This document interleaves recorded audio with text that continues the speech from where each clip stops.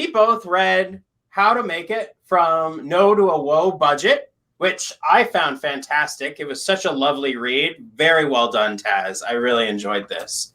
Yeah, well, first thing is kudos to you for putting a book out there. Did you self-publish it? Yeah, so with this one, I self-published it. I went through a bunch of different agencies and publishers and agents, and really it just made complete sense to try self-publishing. Everything's become very independent. I was like, let's give it a go. Why not? And it worked out. Yeah. And in the spirit of DIYing it and not waiting for gatekeepers to give you the green light to do stuff, we live in a world where whether it's making a TV show or doing comedy or doing a live stream, doing a podcast, writing a book, all of that is at our disposal now. We all have a global market that we can reach with the touch of a button and almost zero barriers, assuming you have a phone and or any kind of computer. So kudos to you for putting it out. Brandon and I just picked one section from it that maybe we could discuss. And the one thing that popped out to me for actors is the idea of rehearsals for TV and film. And the interesting thing is they're almost non-existent for TV. Like there's rare that you would get rehearsals beforehand, like before showing up. You might get a couple camera rehearsals on the day. And even in film, often it's just not in the budget, unfortunately, even though in my opinion, an hour or two of rehearsal could save you half a day or more than that on set. So do you want to just maybe chat and just kind of address the importance of rehearsals in TV and film, especially at the indie level, which is sort of what we're talking about here? Absolutely. Rehearsal is not one of those things that people should kind of put on a back burner at all. It will save you money. It will save you time. It will save you stress. It will save performers and everyone else probably a panic attack, especially if it's your first production. But at the same time, it's one of those things where people can say, oh, we got lucky, it was smooth. Part of being successful is preparation, right? And that's ultimately one of the things that most of the creators know now. Once they're past their first and second projects, they're very familiar with the process of being ready and being rehearsed and ready to go and perform and do their best. But it's the same thing for performers, right? Where we're always expected, okay, well, I'm going to do a dry run, a table read, a rehearsal. I'll get a chance to warm up. But sometimes it's go time. You got to be ready, right? So part of rehearsing actually starts all the way back before you get the part, which is you got to be ready. You got to be prepped. When you get called in, you don't need time to prep. You're ready to perform for your audition. And then you got to sharpen your tools, polish yourself up again. So when you're actually called for the real thing, you're ready to go and perform your best once again. And that means you have more time to pay attention to your character, your performance. How can you spice it up? How can you deliver different performances for your team and for the directors, right? So it's the same thing, and it goes exactly the same for the creators or the filmmakers and directors and producers, right? When you're ready, you know exactly what I'm going to do, what I'm going to shoot, what's the next shot for us, who's needed here, where we're going to be, what equipment should be there. It becomes very systematic. And even though, yes, there are curveballs and yes, there are times that could be completely variable and out of our hands, but at least when you're prepared, instead of having 10 surprises, you might have 2. So that way you're a lot less stressed, right? So preparation, huge thing. And then action, I'm going to open up that side too. Action, it's huge for that. You never want to just go in on an assumption and saying, oh yeah, that's really easy. And then you show up and all of a sudden the location is tighter, or you don't have as much space, or someone's injured or taller than you thought they would be. So now all of a sudden your entire moves are out the window. You got to come up with something entirely new. So once again, you got to be prepared. You got to be rehearsed mentally, physically, emotionally. And when you show up, you're ready to perform, whether it's acting or action. Love it. Thank you. And it's one of our acting coaches, Tom Todoroff, in their conservatory and their weekly workshops always talks about the importance of rehearsal. And some of his insights are we rehearse slowly to later perform swiftly. That really applies to stunt stuff, because you can end up injuring / killing yourself or someone else if you're not going like you go at quarter speed, then half speed, then 3/4, and then eventually get it up to close to 100%. The other thing that he talks about is you've heard it over the years coming from Laurence Olivier. I think the number was saying your lines 250 times before you either get to stage or on set. Michael Caine talked about 1,000 was his number. So just drilling that stuff into you so that it's like in your bones and in your blood. And then also that, as you mentioned, that sheds any nerves or helps, because you're so confident and you're so rock solid in it that you're not going to have any feeling of anxiety or nerves. You're going to be excited because you've prepped for this moment. So yeah, it's great. Anything you want to add there, Brandon? Yeah, what I really loved about the book, Taz, was the fact that you add in what I did into each chapter, and also hints about how you went around doing certain things. And what chapter really stuck out to me was sound and the importance of sound. And I kind of want to take a more deep dive into the story you talk about in the book about your very first shoot. And you were so focused on the lenses and the camera and making sure that was all perfect and the actors were ready, that sound was sort of a secondary thing that didn't get looked at as much. And then you had a sequence where you had rain in one of your scenes, and you found that the tape or the scene were unusable. I just sort of want to go into a deep dive of the methods that you went to determine that scene was unusable and you had to go back and do reshoots on it. So what sort of methods did you do to try and save the footage? So it's one of the things that I'll take you where we fell, and then I'll take you kind of how we went over that bump. Is obviously there was a lot of run and gun. When you have that, you don't always have the luxury to stop and, okay, playback. Okay, cool. Let's do it again. It's kind of like, okay, boom, boom, boom. Let's go, go, go, go. And let's move on to the next spot, next location, next scene, whatever it is. But when we got a chance to finally go back later on and review the footage, our dailies basically, we're like, oh my God. One of the scenes, it was raining, and all you hear is just rain and rain and rain. And then we heard in the back, and then we heard birds and insects all around us. We're like, oh my God. So fast forward that 17 months later, because we were working according to everyone's schedule.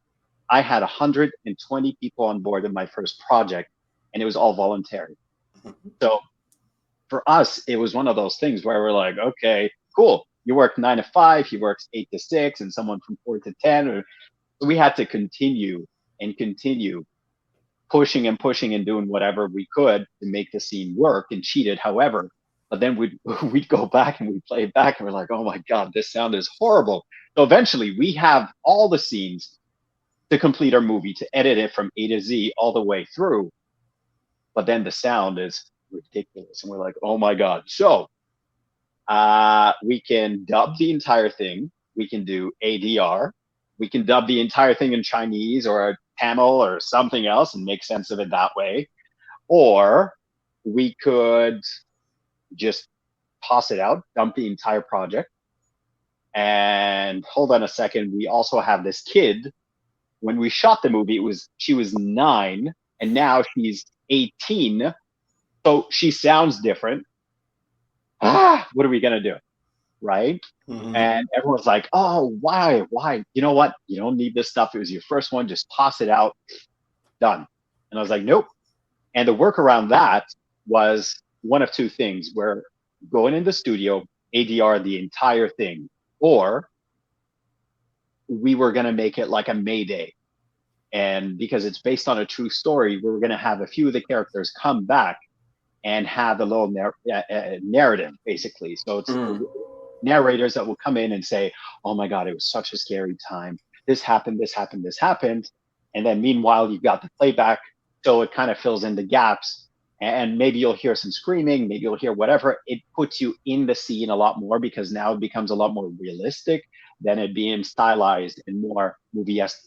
in that sense. And that was kind of the workaround.